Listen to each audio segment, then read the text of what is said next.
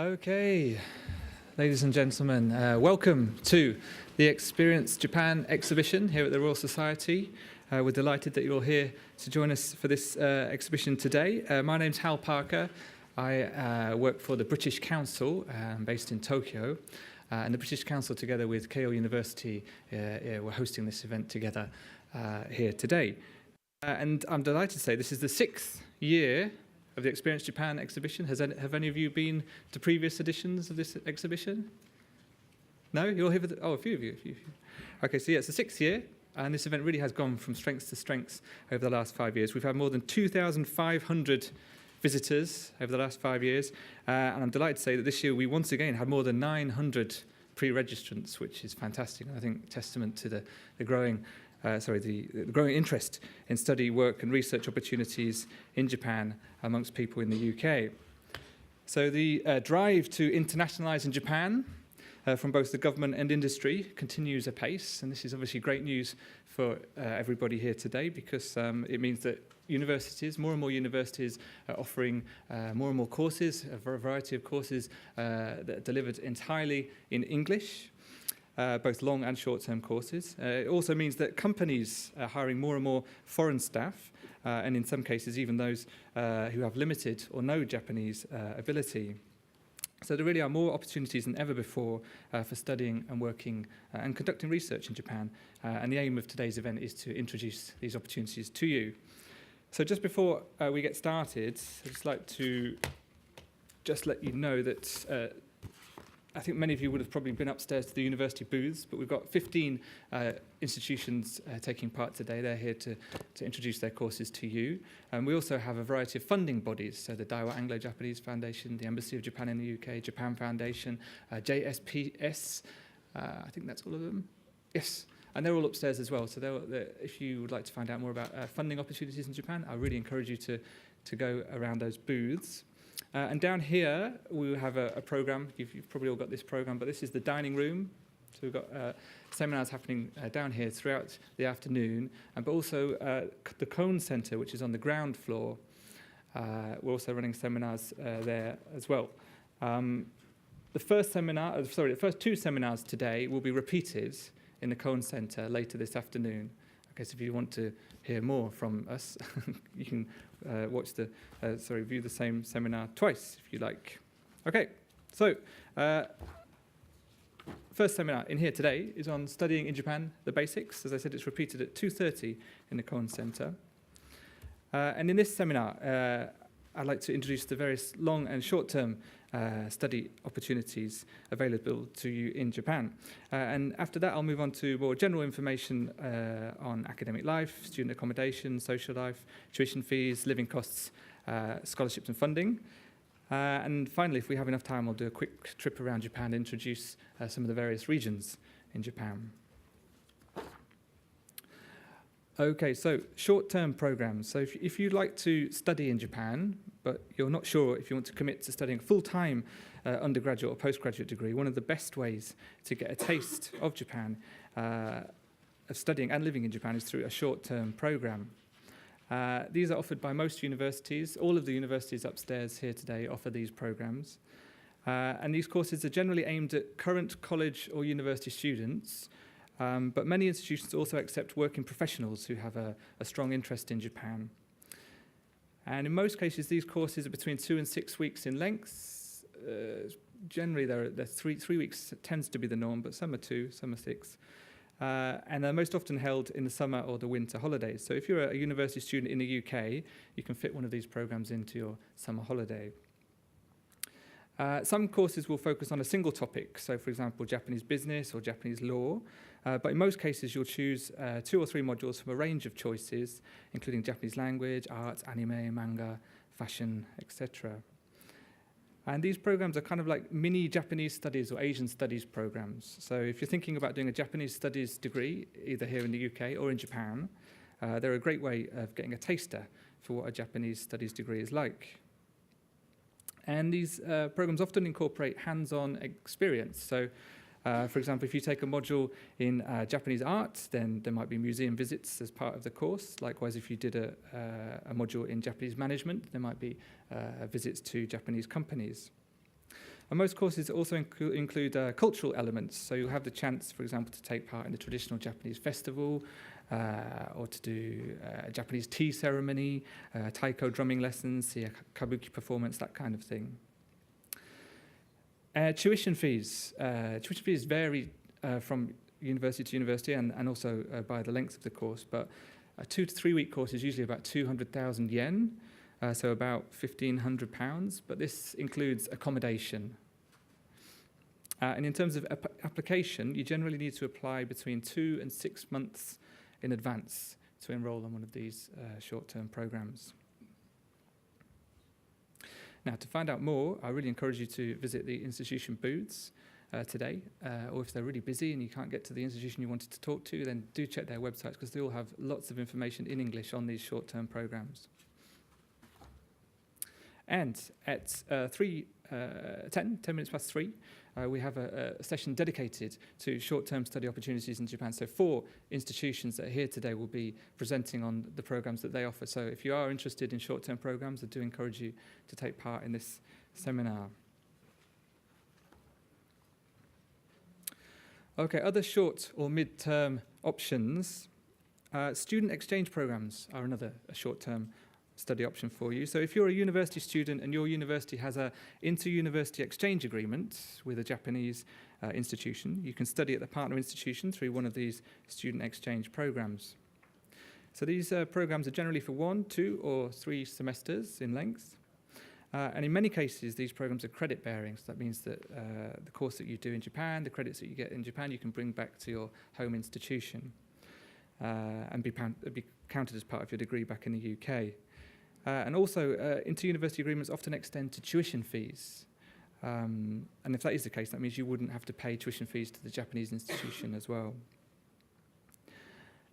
JASO, which is the Japan Student Services Organization, is a really fantastic organization. They offer lots of information on studying Japan and scholarships and how to get yourself set up in Japan. And they have a great funding scholarship program for students going out to study in Japan on these student exchange programs. So they offer about 6,000. Last year they offered 6,000 students this scholarship. 80,000 yen per month you'd receive, which is about just under £600, which is more than enough to cover your accommodation, I think. To find out more, check out the JASO website. If you type in JASO Student Exchange Support Program, all the information will come up in English.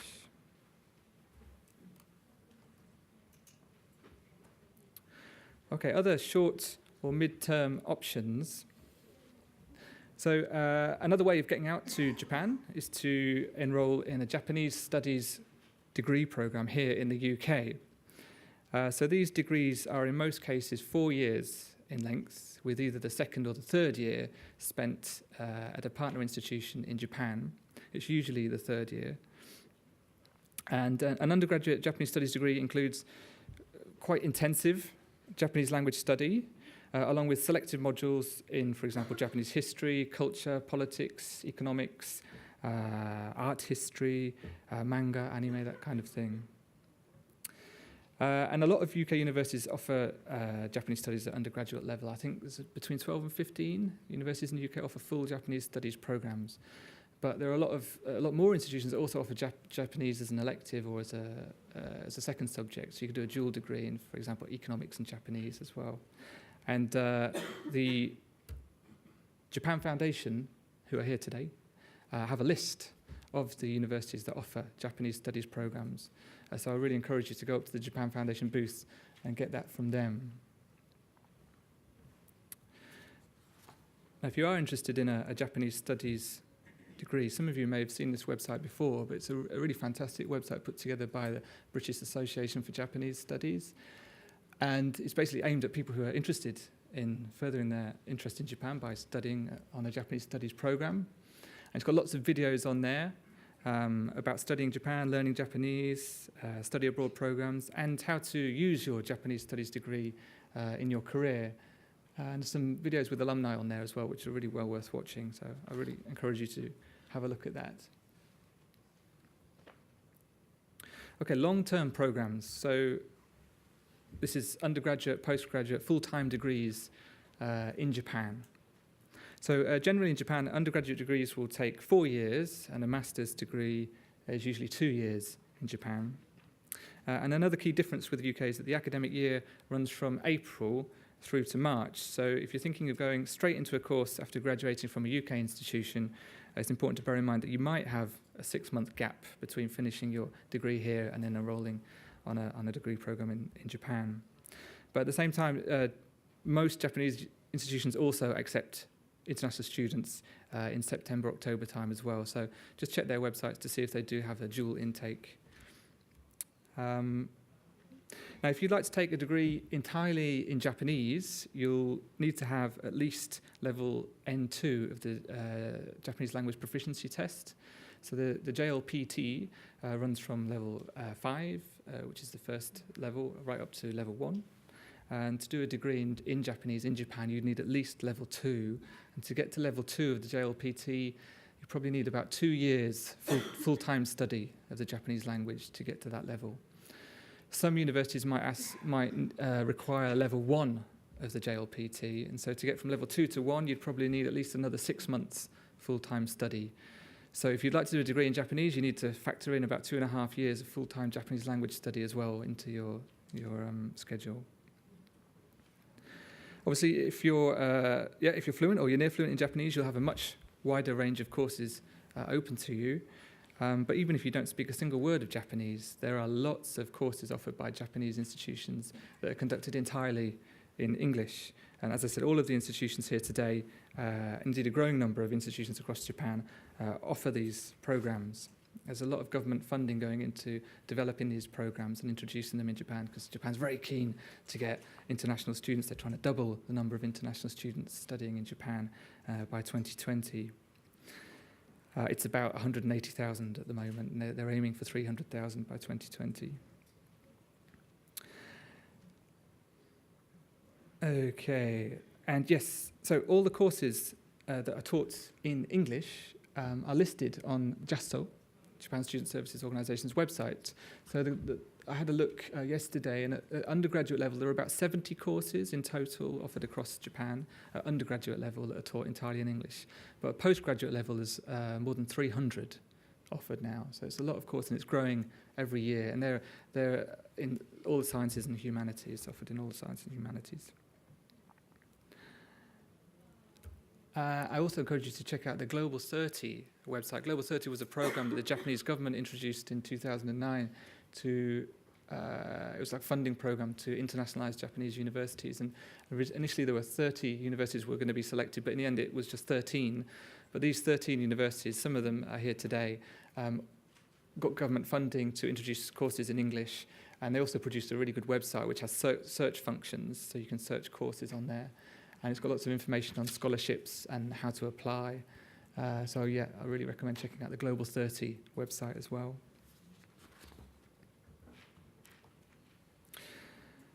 Okay, so academic life in Japan. So what's it like to study in Japan? So the Japanese higher education system is very heavily influenced by the North American system. So unlike in the UK, where degrees tend to be very specialised, if you're doing a degree in geography, most of your modules in the first year will be in geography. You'll have a few electives, I think. But in Japan, the first 2 years tend to be very general. So you're encouraged to take you have to take lots of courses, lots of modules from subject areas that are not your specialist area. So if you're doing, for example, engineering, you'd take some core options in engineering, but also some modules in something completely unrelated. You might do history or, arts. So the first 2 years are very general, and they get more and more specialised as you go through. In terms of how courses are taught in Japan, very similar to the UK. So you have lectures, seminars, and then individual study. But one key difference is the class length. So I think at most UK universities, the classes are about an hour in length. But in Japan, 90 minutes is the norm per class. And as with most UK universities, Japanese universities generally use a credit system. So your evaluation will be based on combination of exams, coursework, but also crucially attendance. I don't know if UK universities give you a score for attendance. They certainly didn't when I was an undergraduate. But in Japan, attendance is worth 30%, sometimes 40% of your score for that credit. So attendance in Japan is really good. Students always go to their lectures, but you'll often see a lot of students sleeping in class because they're just there to record their attendance. And in the UK, I don't know if sleeping in class is frowned upon, but in Japan it's not at all. Yes, sleeping in meetings at work is often not frowned upon either. In fact, if you're interested in learning more about napping culture in Japan, they have a word for it called inemuri, which basically means napping while being there. There's an academic at Cambridge, Brigitte Steger, who wrote a book on inemuri, napping culture in Japan, which is really, really interesting. I encourage you to have a look at that if you'd like to pursue your interest in inemuri more. And one key difference in Japan is that students tend to try and get most of their credits. They load up on their credits in the first 2 years of their 4-year program, or first 2.5, 3 years of their 4-year program, so they can free up lots of time in their final year for job hunting. So the job hunting system is quite brutal in Japan. Most companies will hire graduates fresh out of university, and most graduates will have already secured their job in their final year of university at undergraduate level. So they'll spend a lot of time going to work fairs, doing interviews. They might apply up to like 20 different companies, do 20 different interviews, and most companies will have a very strenuous application procedure, so you'll have quite a number of interviews. It won't be just one interview, you'll be a first round, second round, third round. So it's quite a brutal final year at university, not a lot of time for studying, it's almost entirely spent looking for jobs. So if you do go to Japan and you do an undergraduate degree, you'll be in the same boat if you're interested in staying in Japan after your degree. The last year of your degree will be spent pretty much looking for jobs.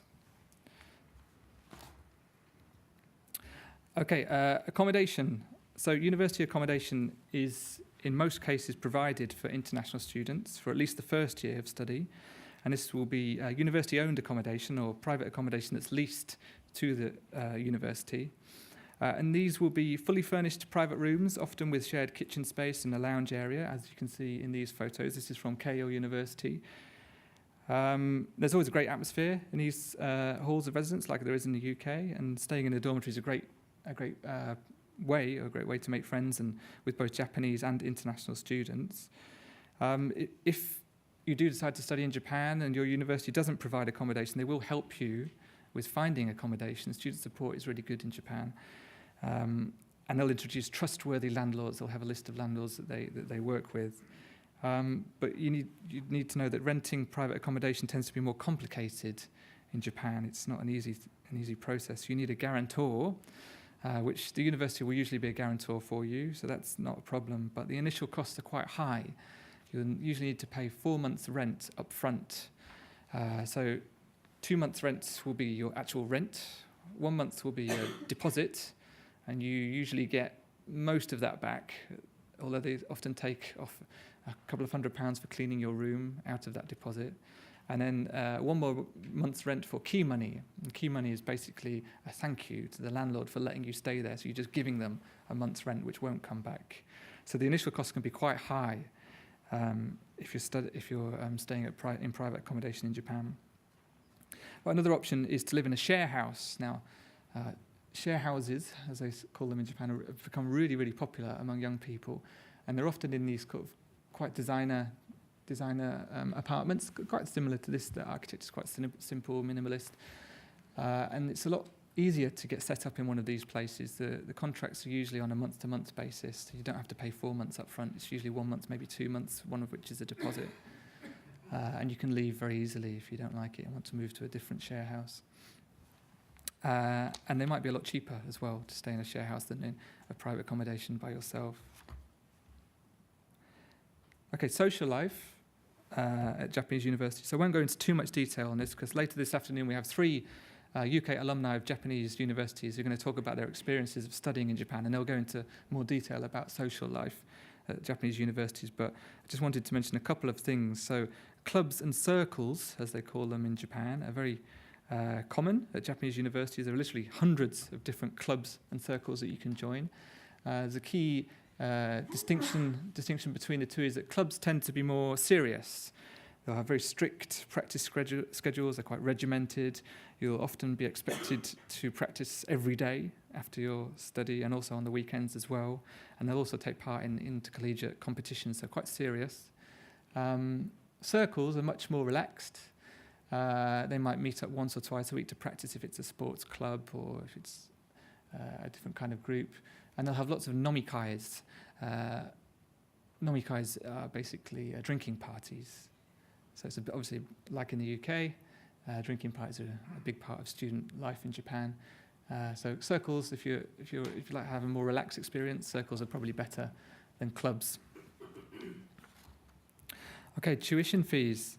So annual tuition fees. So there are 3 types of university in Japan. Japan has a lot of universities, over 700 universities. I think in the UK we have about 130. Japan has over 700, has a lot. And it has 3 different types. 80% of universities are private universities. National universities, these are run by the national government, and public universities are run by the local government. And these are the average annual tuition fees at undergraduate level. This time last year it was a lot cheaper. The exchange rate's not working in your favour at the moment, but it's still fairly reasonable. It's still cheaper than studying in the UK or in the US. And one other thing I should mention is that tuition fees are exactly the same for international students as they are for home students in Japan, which isn't the case in the UK. International students pay a lot more to study here. These are the postgrad level average tuition fees, annual tuition fees. Again, significantly cheaper than for international students doing MAs here in the UK or the States. So how about living costs? How much does it cost to live in Japan? So living costs range from about 154,000 yen a month, 155,000 yen a month in Tokyo, which is about £1,100. This includes accommodation.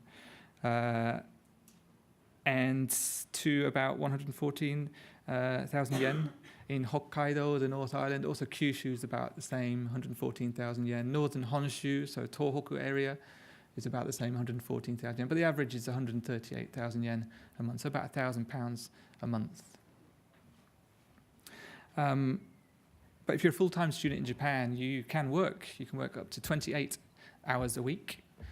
So you can also supplement your income by doing a part-time job. A lot of my friends who went out to Japan taught English, and English teaching can be quite lucrative in Japan. A friend of mine actually set up a business when he was a student out in Japan, because you can get about 2,000 or 3,000 yen an hour teaching English, which is about £15-20 an hour. You could do a couple of classes every day. You can get, £150 a month just teaching English. £150 a week, teaching English. Also, a lot of my friends who did have some Japanese would work at an izakaya, which is a Japanese bar or pub. And that's a great way to practice your Japanese, because you'll get to hear lots of informal Japanese working in an izakaya. Or you might want to work in a convenience store, a konbini. I've noticed in Tokyo, konbinis tend to be staffed by international students now. Lots of international students working in konbini. Again, it's a great opportunity for you to practice your Japanese, and more formal Japanese. Obviously, you have to be quite polite when you're working in konbinis. So, if you want to practice your desmas, polite forms, konbinis are a good place to do that. So scholarships and funding. There are lots of opportunities available for scholarships, so it's really important to keep this in mind when you're planning your studies in Japan. As I mentioned earlier, Japanese universities offer a very large range of funding support for international students. The vast majority of international students in Japan doing full-time degrees will get some form of support from the university. That might be a full tuition fee waiver or 20% off tuition fees, maybe a monthly stipend towards accommodation costs. Most international students do get some form of funding, and obviously Japan's very, very keen to get more international students. There's a lot of support out there for you in terms of funding. The Japanese Ministry of Education, MEXT, have a series of really, really generous scholarships from undergraduate level right through to doctoral PhD level. And this is the monthly stipend for that. And this will easily cover your accommodation costs and have a bit left over, I think. For more information on the MEX scholarships, again, go to the JASTO website. It's all there in English, really comprehensive information. In addition to MEXT, as I mentioned earlier, these 3 organisations are here today with booths, but they all offer funding support in different forms. So JSPS offer pre- or postdoctoral fellowships, and they also have a summer programme for postgraduate and doctoral students. The Daiwa Anglo-Japanese Foundation have recently introduced a new scholarship in Japanese studies. This is a really fantastic scholarship. This covers university fees and provides living expenses for up to £1,000 a month if you're doing your Japanese studies course in the UK. But if you're doing a Japanese studies course in Japan, they offer 260,000 yen a month. It's about the equivalent of £1,000. So yeah, again, I encourage you to go to the Daiwa booth to find out more about that scholarship. And the Japan Foundation offers various grants supporting Japan-related research. This is mainly for early career researchers who are doing Japan-related research. So if you're doing a PhD in anything related to Japan, I'd recommend going to the Japan Foundation booth to find out more about their scholarships.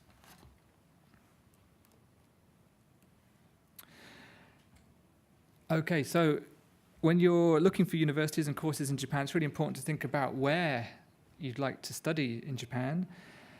Japan really does have so much variety. How many of you have you been to Japan? Oh, God, a lot of you. Oh, I'm very impressed. So Japan's actually quite a large country. The UK is about 2/3 the size of Japan. I think Japan's about the size of California, just a little bit smaller. But in terms of length, it's really long. It's about 3,000 kilometers in length from Hokkaido in the north. Hokkaido has very quite long, cold winters, but fantastic powder snow, as does Tohoku, which is the northern part of Honshu. Absolutely amazing powder snow there. When I first went out to Japan, I went on the JET program, and I stayed in a mountain town in Yamagata, which is in the Tohoku area. And they had the snow was just incredible. About a meter every day. I had to, just to get out of my house in the morning, I had to shovel snow. And I wasn't allowed to drive my car in the week.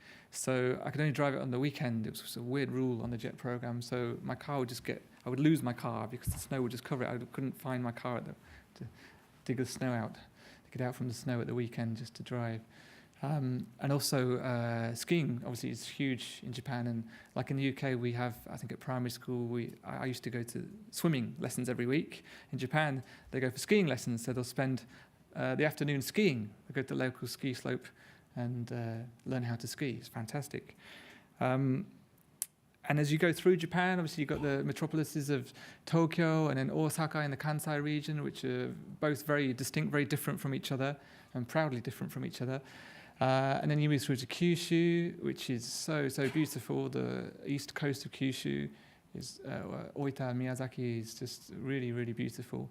And you go right down through to Okinawa, which is subtropical, and they have some amazing beaches there, and the water is so clear. If you're into scuba diving or snorkeling, it's incredible. Really, really beautiful coral as well. So if you want to find out more about the regions, Japan National Tourist Organization have a great website introducing the different regions of Japan. And they also have a sub-mini website called Discover the Spirit of Japan, which has lots of videos on the different regions of Japan. So I encourage you to check those out. But also today, in 10-15 minutes or so, in the Cohen Center, the other seminar room, we have a guest speaker from Inside Japan Tours, who are specialists in Japan, and they're going to be delivering a presentation on the different regions of Japan, but particularly the cities that the participating universities are located in. So if you find a university you're interested in, you want to find out more about the city and the culture of that place, go along to this seminar and they'll give you more details. And then finally, just to reiterate, JASTO. This is the place to go to find everything you need to know about studying in Japan. So the Gateway to Study in Japan website. And also the Japanese government's Study in Japan Comprehensive Guide is also fantastic. It's got all you need to know on there, including information on visas. It's quite easy to get a visa as a full-time student in Japan, but the procedures all outlined on there. So I really recommend going to those websites. If you'd like to hear this seminar again, it will be repeated in about half an hour or so in the Cone Centre. But if not, next up in here we have a session on working in Japan, which will be delivered by Disco Inc., who are recruitment specialists for Japan, UK bilinguals. So if you'd like to stick around for that, please do. If not, go up to see the Discover Japan session in the Cone Centre. Okay, thank you very much.